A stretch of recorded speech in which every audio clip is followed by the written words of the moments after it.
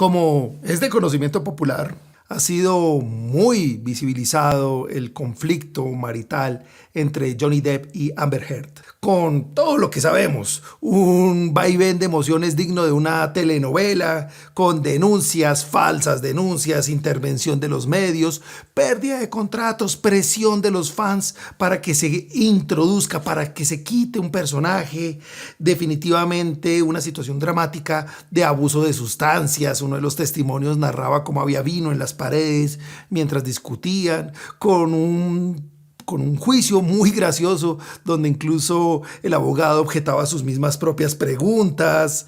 Diríamos que una relación que es el epítome de la toxicidad contemporánea y que lo único que es cierto es que afortunadamente la pareja no sigue, pero que ha generado unas reacciones muy curiosas.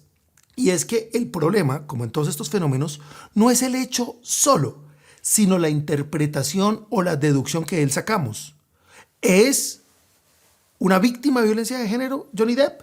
¿Es esta evidencia o esto que se narra un insumo para que desmontemos o lleguemos a cuestionar los logros de los enfoques de género? ¿Tiene un rol el derecho dentro de estas afectaciones? Y por eso, ahora que vemos la desganada cara de Johnny Depp, yo no le veía ese desgano desde que tenía que actuar como Gilbert Grape, muy estresado por su entorno familiar, pues nos debemos preguntar lo mismo, y de eso va este carretazo.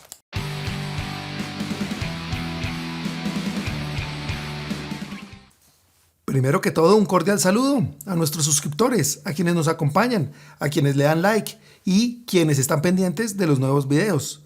Hemos retomado después de un breve periodo de pausa bajo una de nuestras consignas. No se trata de tener una producción industrial falsa o acartonada de lo que compartimos con ustedes, sino que con todo el equipo siempre se ha tratado de tener algo que transmitir y de tener, aunque sea un pequeño aporte, de ese malestar moderno que se ha generado con tanto ruido y tanto sesgo.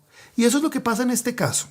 El problema no es solo el hecho hollywoodense, que se entienda o no, de un conflicto que en el fondo es personal, sino las interpretaciones que se hacen de él.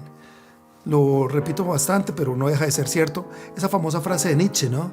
No existe la verdad, sino interpretación de esa realidad.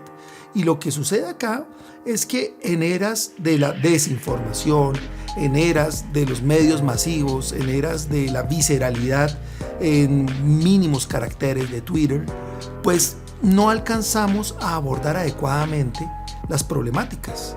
El problema no es solamente el hecho o la noticia, sino las conclusiones y las inferencias que tomamos de ahí. En la gran mayoría de los casos, utilizadas para reforzar prejuicios. Y eso es lo que no debemos hacer. Lo que sucede en estos casos es que se sacan conclusiones que no están realmente acreditadas. Sería estrictamente un pensamiento ilógico cuando no hay una concatenación entre una premisa y una conclusión. Se llama en lógica, perdón que lo mencione, non sequitur. Ahí hay una ruptura. Decir que, por ejemplo, no existe el machismo, porque en este caso la víctima sea un hombre, no es una conclusión acertada.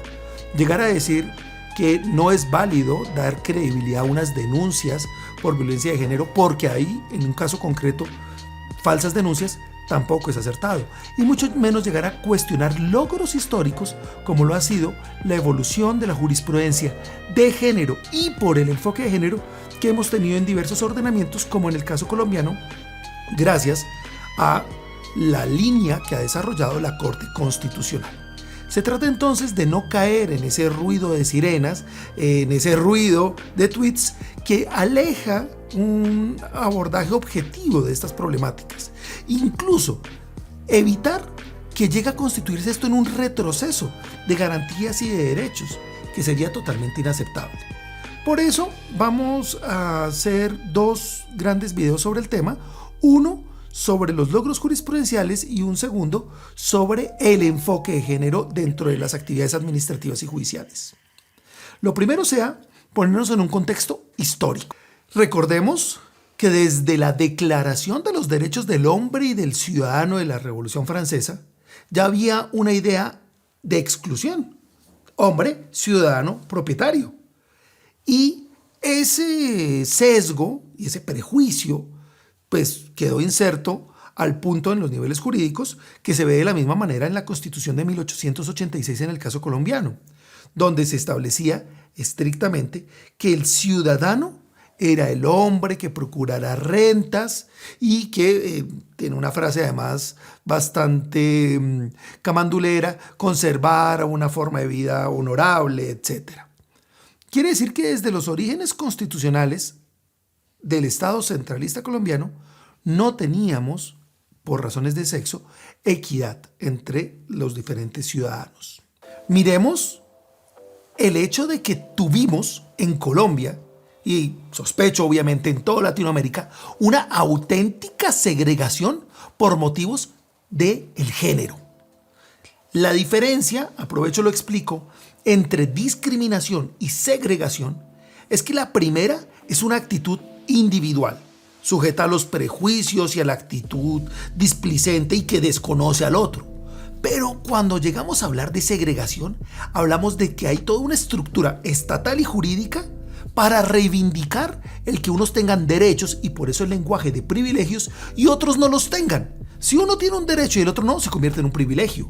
Y justamente tuvimos segregación por esos motivos en nuestro régimen, al amparo cómplice de la Constitución de 1886. En el artículo 15 mencionaba: son ciudadanos los hombres propietarios que gocen de renta, y además mantiene un lenguaje bastante camandulero y cursi, que conserven, dice, una forma moral y adecuada de vida. Esto para además imponer sesgos y prejuicios también de orden religioso, es decir, que esté bautizado, que comulgue, etc. Por eso en su época, como esta narrativa de la vieja literatura lo mostraba, la excomunión era cerrarse a todos los hechos sociales. Ahora, regresando a la segregación, pues nótese que en esta vigencia la mujer y el indígena no eran reconocidos como ciudadanos, y la versión original de nuestro Código Civil les negaba capacidad. El no tener capacidad es no tener acceso a las formas sociales más básicas y fundamentales.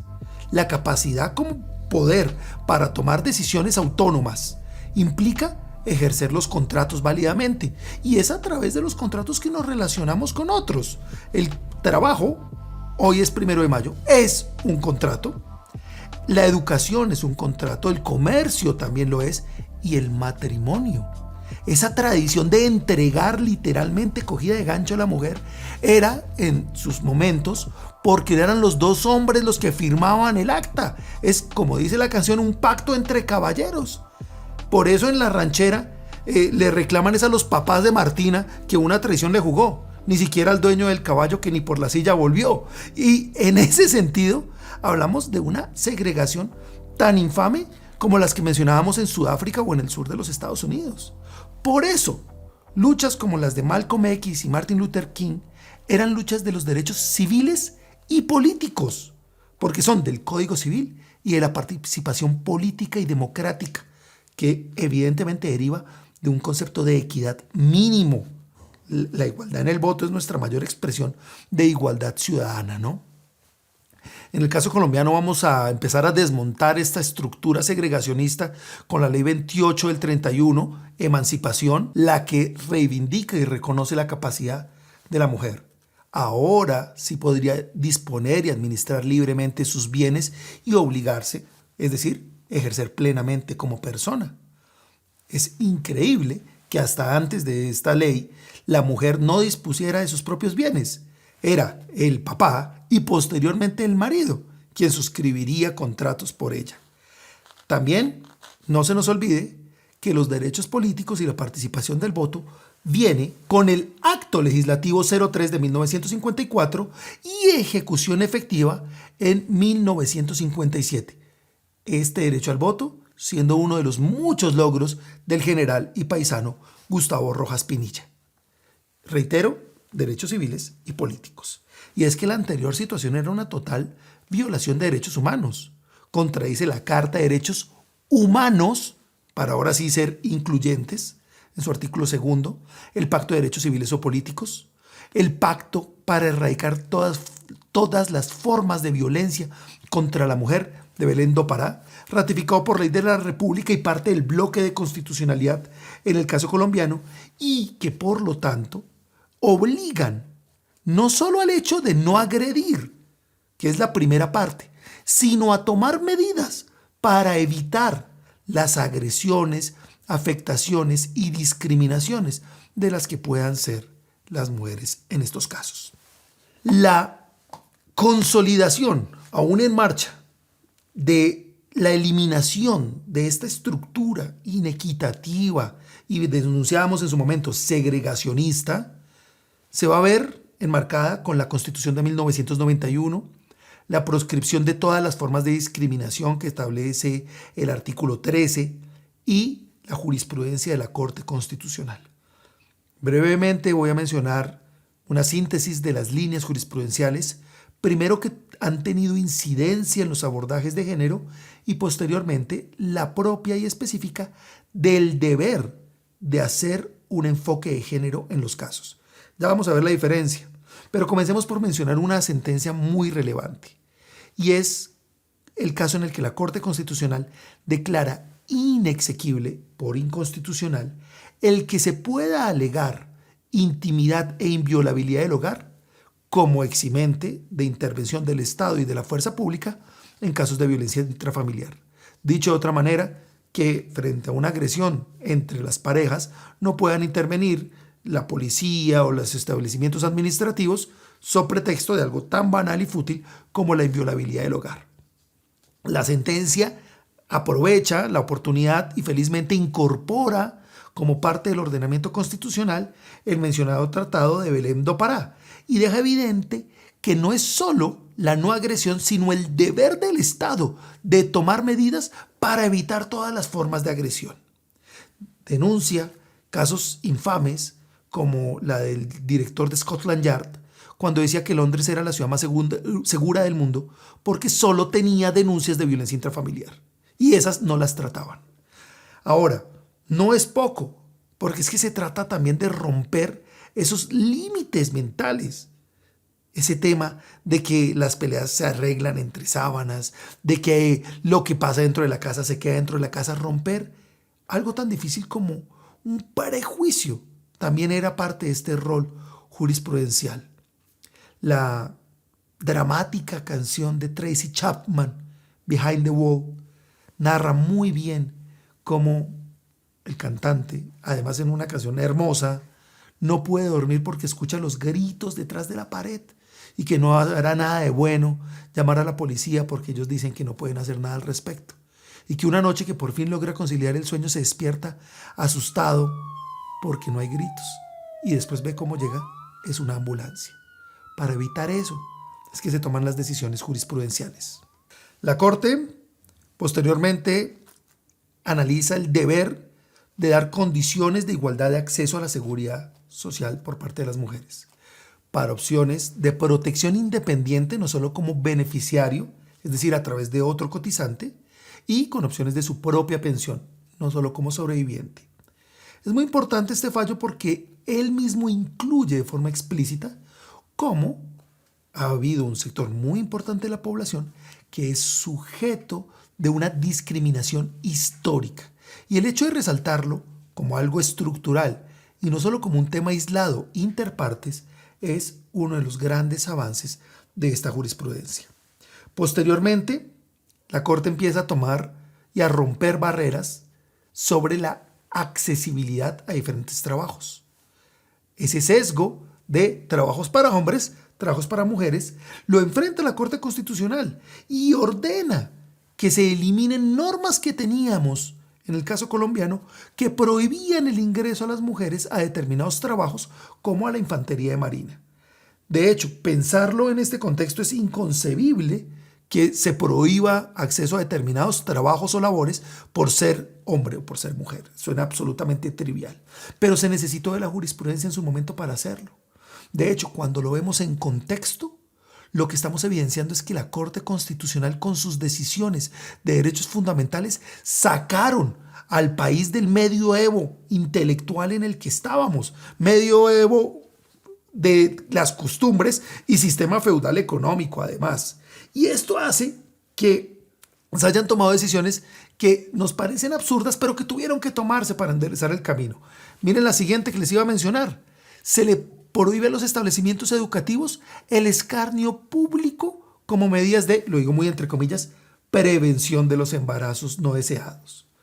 Acá la Corte está condenando que se pase al frente de una iza de bandera a una estudiante porque está en estado de embarazo para utilizarla como ejemplo de lo que no se debe hacer. Ahora, imaginémonos el sometimiento a tratos crueles y degradantes de que alguien que además de estar pasando por una situación difícil tenga que ser sujeto del bochorno público, señalado, humillado en ese sentido. Y la sentencia, como lo hizo en sus mejores épocas la Corte Constitucional, además es un ejercicio de lectura delicioso. Habla del deber de la educación para formar, no para maltratar. Habla de que no puede ser la educación represiva al estilo Michel Foucault con la misma arquitectura, colegios, manicomios y cárceles para reprimir. Que el hecho de maltratar no da un ejemplo a nadie y al contrario lo que está es creando una nueva víctima de estas situaciones. También hemos tenido fallos donde la Corte ordenaba que no se le pudiera poner signos distintivos a quienes estaban embarazadas. En una condena a un colegio que ordenaba uniformes diferentes si la estudiante estaba o había estado en estado de embarazo. Peor que al estilo de la letra escarlata, lo que nos teníamos que encontrar, pero felizmente con decisiones de que quede claro que es inconstitucional dentro de nuestro sistema jurídico.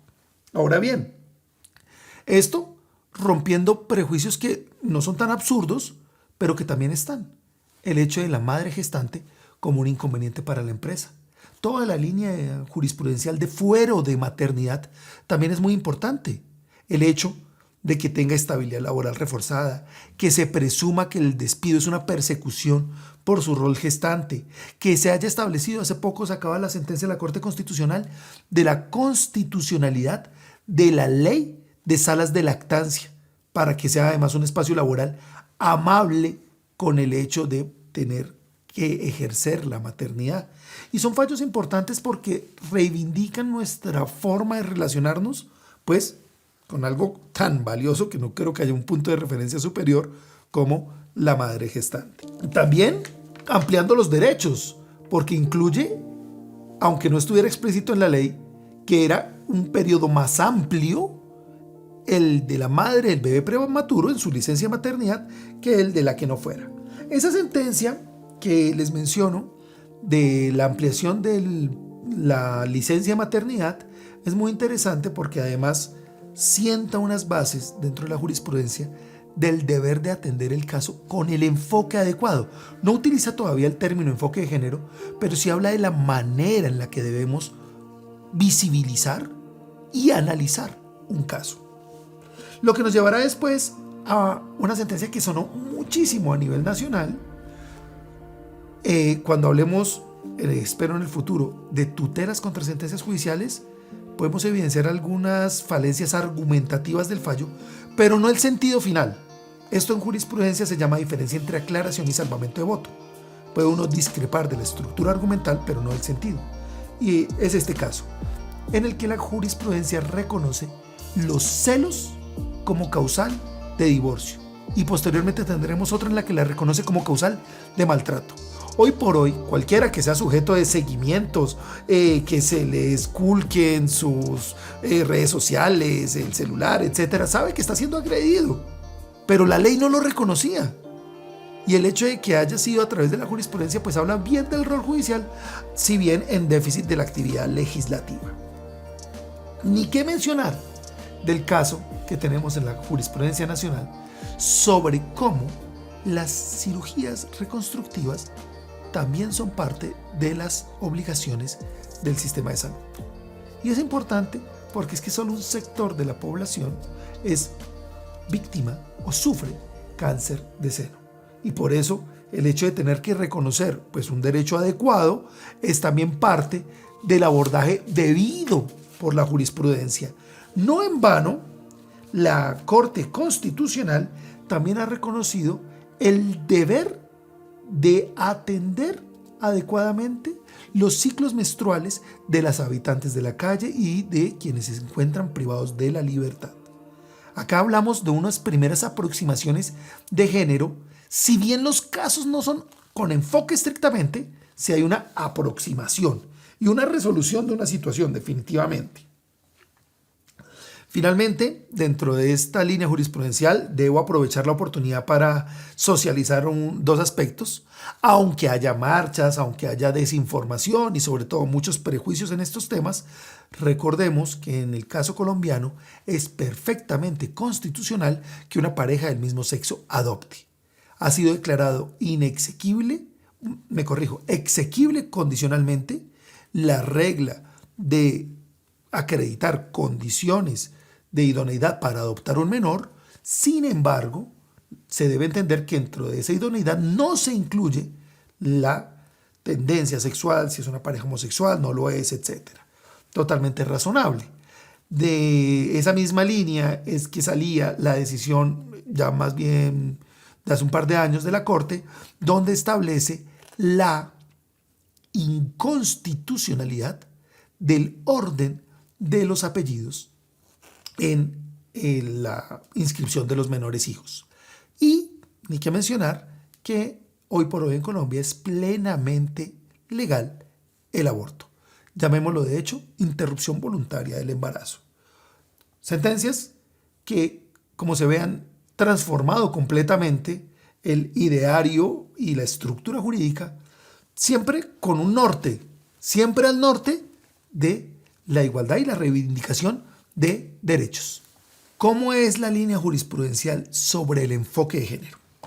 Se trata de la serie de lineamientos que ha dado la Corte Constitucional y de igual forma el Consejo de Estado sobre cómo debe abordarse un proceso administrativo o judicial. Cuando hablamos de enfoque de género, hablamos de cómo debe llevarse un proceso. Y por eso les mencionaba al principio, es que hay mucho ruido en esto. Yo entiendo las discusiones un poquito triviales sobre el espectáculo que se da, pero esto no tiene nada que ver con que es indiscutible el deber judicial y administrativo de abordar adecuadamente una problemática cuando hay una situación de vulnerabilidad e inequidad, que es el gran precepto que se intenta compensar con un abordaje integral por quien deba resolver una situación de este tipo. Por eso, con una línea que se ve explícita desde el 2016, la Corte Constitucional nos ha hablado de la forma de protección, de la protección integral. De ahí que el primero de los fallos que les menciono habla de las bases para la protección de la violencia económica y que un abordaje de violencia económica debe tener en cuenta ese fenómeno para el momento de resolver el caso. Lo que es bastante interesante, si una de las dos personas en la pareja controla el 100% del patrimonio, en un divorcio, en una separación, pues esto va a tener muchos efectos durante el pleito. No es lo mismo suspender 3 veces la diligencia con desplazamiento hasta el centro de Bogotá de quien posea los medios económicos a quien no los posea. Posteriormente, la jurisprudencia va a resaltar algo que es fundamental, y es que el Estado se convierte en un revictimizador si no hace un abordaje adecuado de las problemáticas. Es decir, que tiene que tener en cuenta las diferencias y los matices propios de cada caso. No hacerlo lo constituye a él en un mismo agresor, con las consecuencias consabidas de ser una medida sujeta de cuestionamiento vía acción de tutela y que puede generar responsabilidad tanto patrimonial como disciplinaria por parte de las entidades. ¿Qué nos va a decir la jurisprudencia entonces? Que es deber del servidor no obligar a confrontar al agresor, tener en cuenta las situaciones de vulnerabilidad, hacer un análisis integral de las circunstancias, prevenir y tomar medidas adecuadas para la eficacia. Nos dirán fallos posteriores, tienen que ser adecuadas a los hechos propios e incluye una apertura institucional a la potencial víctima lo que implica guía en las rutas de atención. No es deber del ciudadano conocer los trámites y los procedimientos, situación de los procesos, efectos jurídicos, vías que puedan arrojar o no de los posibles resultados, para que no nos quede, como dicen, la protección solo en el papel. Y como se trata de verificar que no se convierta en un nuevo agresor el Estado, pues es muy importante que las mismas decisiones nunca lleguen a caer en replicar estereotipos de género, un lenguaje excluyente. Le dicen lenguaje incluyente en el sentido que no se pueden tener términos peyorativos que revelen prejuicios, que ignoren la existencia de patrones de vulneración. La distinción entre un hecho aislado y un hecho sistemático y reiterado es muy importante jurídicamente.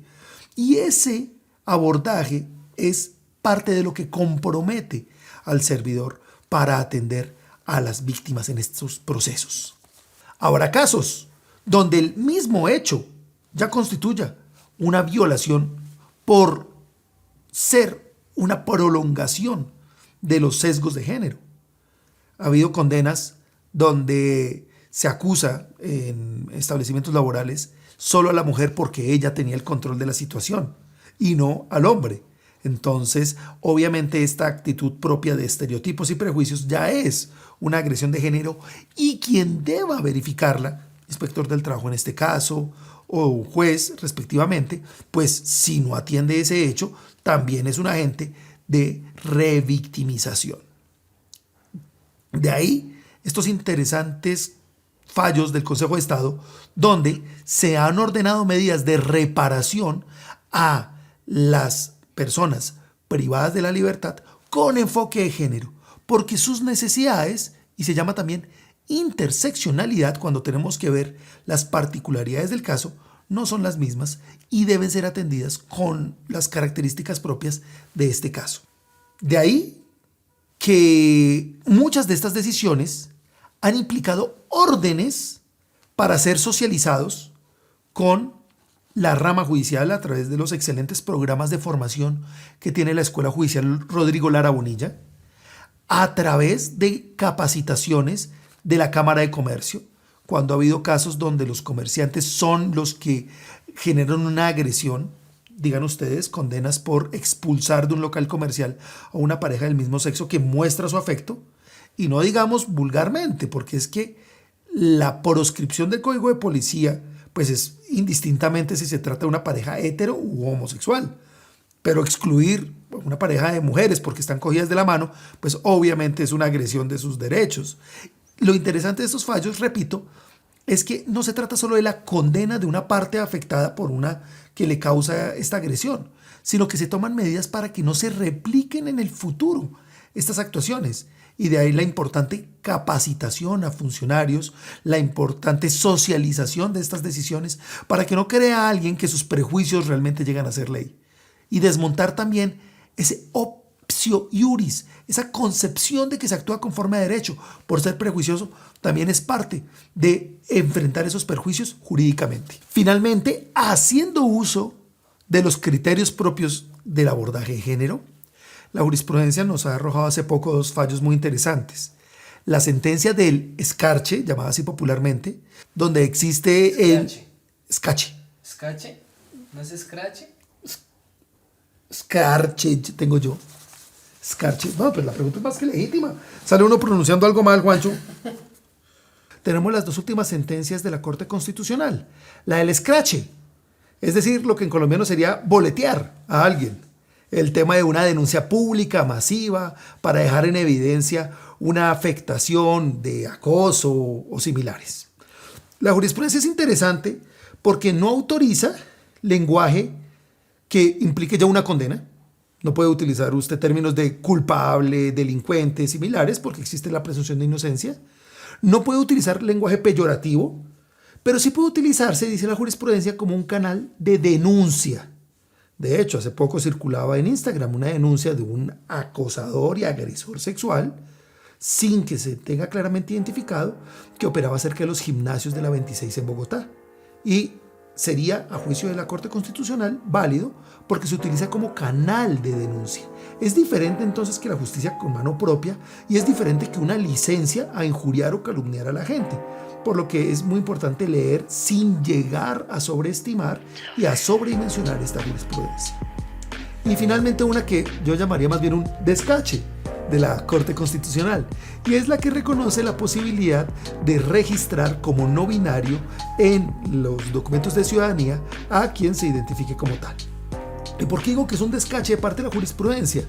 Porque realmente no entiende la distinción entre sexo, que es como figura en la cédula, y género, en primer lugar. Y segundo, el hecho de registrar a los ciudadanos en sus actuaciones individuales es todo lo contrario de lo que debe hacer una democracia. Vamos a registrar también quién es infiel, vamos a registrar a quién es homosexual, vamos a tener una base de datos de quién comulga y quién no comulga, como en ese sueño macabro de 1886 o a lo 1984. No respeta ni la concepción teórica del enfoque de género, donde la identidad de género es una cosa diferente a la hecho sexual genital, ni respeta la intimidad de la persona. No tiene nadie menos o más derechos por tener una identidad de género no binario. En cambio, registrarlo es poner sellos, poner marcas sobre la frente de cada uno. Una reflexión muy válida que hace la aclaración de voto de esa sentencia, justamente de la doctora Cristina Pardo, quien ha sido una abanderada de estas materias y hace muy bien en no distorsionar ese enfoque. Muy bien, y esa era nuestra charla de hoy. Cordialmente invitados a abordar el tema con la proporcionalidad, sin los sesgos, las pasiones y los prejuicios que mencionábamos, y para acceso público de todos y de todas, libremente la jurisprudencia reseñada en la descripción del video. Un excelente día a todos y a todas por igual.